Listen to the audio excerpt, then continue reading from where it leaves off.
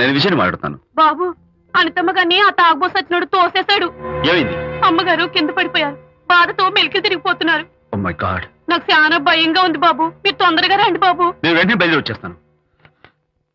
ఈ టైంలో ఎక్కడికండి? అనిత కింద పడిపోయిందంట. నేను వెంటనే దగ్గరుండి హాస్పిటల్కి తీసుకెళ్ళాలి. వేరే ఎవరైనా తీసుకెళ్తారండి. ఇప్పుడు మీరు వెళ్ళొద్దు ప్లీజ్. అర్థం లేకుండా మాట్లాడుకో.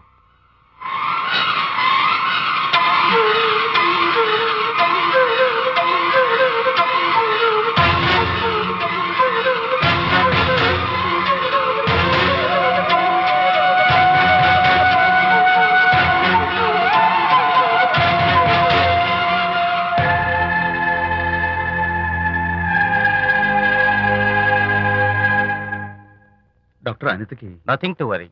కాలికి దెబ్బ తగిలింది కాబట్టి పర్వాలేదు. అదే కడుపుకు తగిలింటే అబార్షన్ అయి ఉండేది.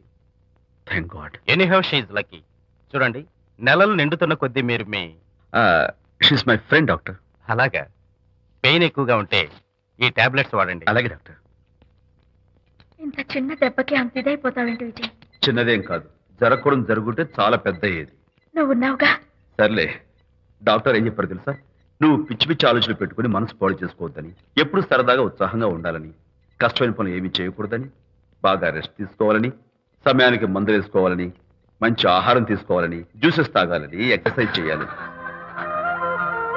ఇవన్నీ డాక్టర్ గారు చెప్పుండరు, నువ్వే కావాలని చెప్తున్నావు కదా. అఫ్ కోర్స్, ఇందులో డాక్టర్ చెప్పిన కొన్ని, నేను కల్పించి చెప్పిన కొన్ని. ఈ డెకరేషన్ అంతా ఎందుకో తెలుసా? నా కొత్త ఫ్రెండ్ కోసం. కొత్త కొత్త ఫ్రెండా? నేను కాకుండా? ప్రస్తుతం నీ కడుపులో రెస్ట్ తీసుకుంటున్నాడు. రేపు బయటకు వచ్చాక నా చెవి పట్టుకుని, ఎరా భడవా, మా అమ్మ నీ బెస్ట్ ఫ్రెండ్ అంటావే, మరి తను ఎలాగైనా చూసుకోవటం, నువ్వు చేసిన తప్పు శిక్ష ఉండో తెలుసా? నేను నీ బట్టల మీద, ఆ తర్వాత నీ మీద పోసేస్తాను అన్నాడు అనుకో, ఆ అత్తల సువాసనలకి, ఆ గుహాళింపులకి నేనేమైపోవాలి, నా బట్టలేమైపోవాలి. కాబట్టి అమ్మడు, నా లిటిల్ ఫ్రెండ్ కోసం ఇక్కడి నుంచి నువ్వు నా మాట వినాలి, తప్పదు. ఓకే విజయ్, నువ్వు నా తోడు లేకపోతే నేనేమైపోయేదాన్ను. నీ ప్రేమ అభిమానం చూస్తుంటే నాకేమనిపిస్తుందో తెలుసా? అన్ని జన్మంటూ ఉంటే నీ కడుపున వచ్చి పాపాయిని పుట్టాలనిపిస్తుంది. ఇంతకంటే ఎలా చెప్పాలో? ఊరుకో. మా అనిత ఎప్పుడు ఇదొకటి అనితలాగే సరదాగా, హుషారుగా, అల్లరి చేస్తూ, గోల్ చేస్తూ ఉండాలి. Okay, come on, Chira. That's good. Come on, let's go. రా తల్లి రా. అల్లుడితో చెప్పకుండా అలిగొచ్చేసావా? చాలా మంచి పని చేశావు. నా కడుపున పుట్టినందుకు నేను గర్వపడుతున్నాను. దానికి కారకుండైనందుకు నేను సిగ్గుపడుతున్నాను. ఆడపిల్ల అడిగి అత్తవారి నుండి వచ్చేస్తే 4 మంచి మాటలు చెప్పి పంపించాల్సింది పోయి వెనకేసుకొస్తావా వేరు పెనుగా అన్నాడు సుబ్బాయమ్మ భర్త తన భార్యతో. శాంతి, శాంతి. అల్లుడు గారా, రండి రండి. ఏమిటి శాంతి, మాట మాత్రమే చెప్పకుండా వచ్చేసావు? మాట వినని మనిషితో చెప్పి రావాల్సిన అవసరం నాకు లేదు. సర్లే, పద ఇంటికి. ఏ ఇంటికి? మన ఇంటికి. ఇల్లాలి మాటకు విలువలేని ఆ ఇల్లు, దాని ఇల్లు ఎలా అవుతుంది? మీరు ఆపుతారా? శాంతి, నువ్వు చిన్న విషయాన్ని పెద్ద విషయం చేస్తున్నావు. చిన్న విషయమా? ఇది చిన్న విషయమా? పెళ్లిలో అది మీతో రాసుకు పూసుకు తిరుగుతుంటే చిన్న విషయమని సరిపెట్టుకున్నాను. నట్టి నడి బజార్లో మీరు దాన్ని కౌగులించుకుని ఓదారుస్తున్నానని చెప్తే చిన్న విషయమని సర్ది చెప్తున్నాను. ఇప్పుడు నా కౌగులి కంటే దాని లోగిలే ముఖ్యం అనుకోవడం చిన్న విషయమని నేను అనుకోవట్లేదు. శాంతి, ఆ రోజు నాతో షిడ్నీ షెల్డన్, జెఫ్రీ ఆర్చర్స్ నవలు చదివేదాన్ని, ఆ మాత్రం నాకు తెలియదా అన్నావు. అంతంతలా పుస్తకాలు చదవడం కాదు, మనుషులు చదవాలి, వాళ్ళ మనసుల్ని అర్థం చేసుకోవాలి. బయలుదేరు. అబ్బో, ఇప్పటికే నిన్ను నీ ఫ్రెండ్ ని ఎక్కువగా అర్థం చేసుకున్నావు. అందుకేనండి చాలా ఎక్కువగా మాట్లాడుతున్నారు. ఇది మా మొగుడు పిల్లల మధ్య సమస్య, మీరు అనవసరంగా జోక్యం చేసుకోకండి. ఇప్పుడు సమగా ఉందా? శాంతి, ఇంతకీ నువ్వు ఇంటికి వస్తావా రావా? వస్తాను, కానీ ఒక కండిషన్ మీద అయితేనే వస్తాను. ఇక మీరు అనితింటికి వెళ్ళకూడదు, తనతో మాట్లాడకూడదు. అంతేకాదు, మీ ఆ ఫ్రెండ్షిప్, ఆడ ఫ్రెండ్షిప్ పర్మనెంట్ గా కట్ చేసుకుంటేనే వస్తాను. శాంతి, మీరిద్దరు నాకు 2 కళ్ళు లాంటి వాళ్ళు, అందులో కన్ను పొడి చేసుకోబడి ఎలా? ఇవాళ 2 కళ్ళు అంటారు, రేపు 2 ఇళ్ళు అనరని ఏంటి గ్యారంటీ? ఆహా, అయితే ఫైనల్ గా చెప్తాను విను. అనిత నాకు ఫ్రెండ్, నేను తనతో మాట్లాడతాను, తన ఇంటికి వెళ్తాను, తన బాగోగులు చూస్తాను. నీకు ఇష్టమైతే నాతో రా, లేకపోతే మీకు మీ ప్రత్యేకమైన ఫ్రెండ్ మీద, ప్రత్యేకమైన ఫ్రెండ్షిప్ మీద మోసు తగ్గి పెళ్ళం కావాల్సి వచ్చి నా కాళ్ళ దగ్గరికి వచ్చినప్పుడే నేను వస్తాను. నీకు అంత డెకరేషన్ లేదు.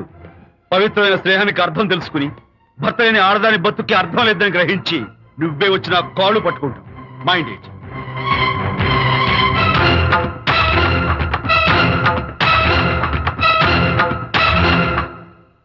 ఇది అలోపతి, ఇది హోమియోపతి, ఇది ఆయుర్వేదం, ఇది యునాని మందు.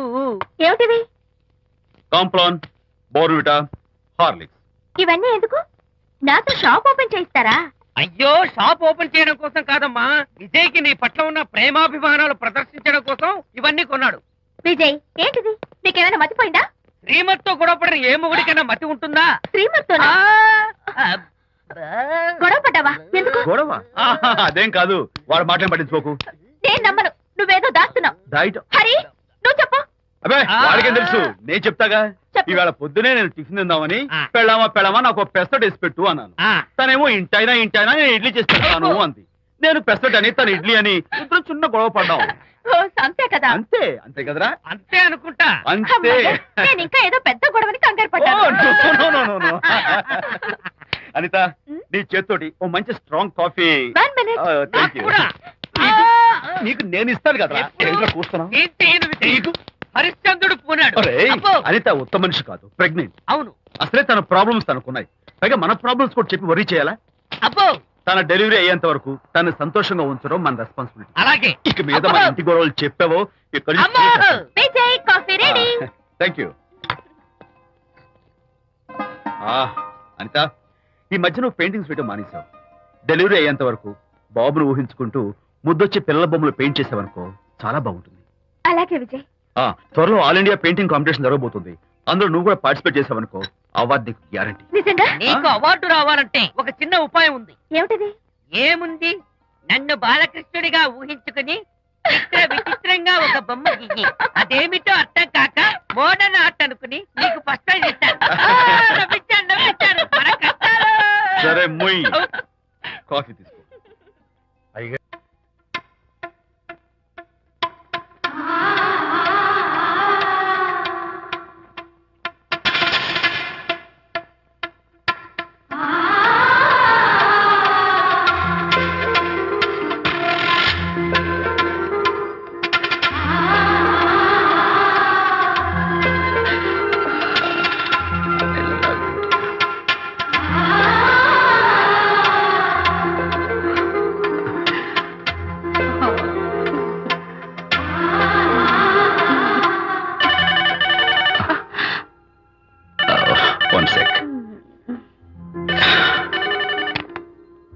హలో, నేను విజయ్ మాట్లాడుతాను. బాబు, అనితమ్మ గారిని ఆ తాగుబోసచ్చినోడు తోసేశాడు.